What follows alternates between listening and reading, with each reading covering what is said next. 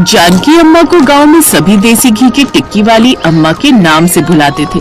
जानकी अम्मा पिछले 10 साल से देसी घी की टिक्की का ठेला लगाती आ रही थी। पहले अम्मा ये काम नहीं करती थी। अम्मा ने ये काम अपने बेटे की पढ़ाई लिखाई के लिए तब शुरू किया था जब अम्मा का बेटा मोहित कॉलेज की पढ़ाई के लिए शहर गया था।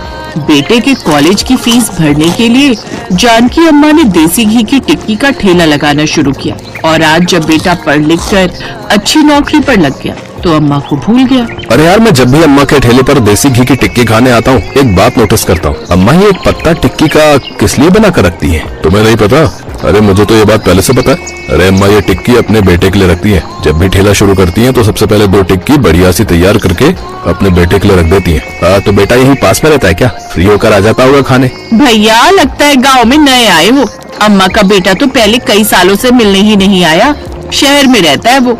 जिस बेटे को पढ़ाने लिखाने के लिए अम्मा ने ये देसी घी की टिक्की का ठेला शुरू किया था, वही बेटा शहर में पैसे कमाते ही अपनी माँ को भूल गया। अम्मा पहले कई सालों से उसी की आस में टिक्की बनाकर रखती है कि शायद एक दिन उनका बेटा आएगा और बोलेगा अम्मा टिक्की दो। अब तो अम्मा को कम सुनाई देता है, थोड़ा तेज बोलना पड़ता है तब उन्हें सुनाई देता है। अरे अम्मा कैसी हो?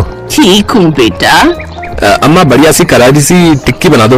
अभी देती हूँ बेटा। अम्मा जैसे बहुत सी खाने की चीजें होती हैं, उनमें से टिक्की का ठेला ही लगाना आपको सही क्यों लगा? और देसी घी की टिक्की क्यों? बेटा देसी घी की टिक्की मेरे बेटे मोहित को बहुत पसंद है।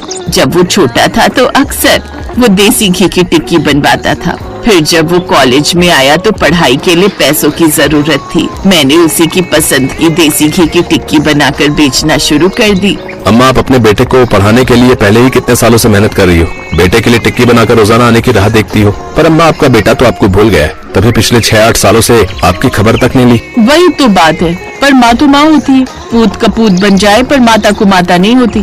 माँ माँ होती है जो अपने बच्चों से कभी रूठती नहीं। अम्मा भी अपने बेटे के इंतजार में नजरें बिछाए रहती हैं।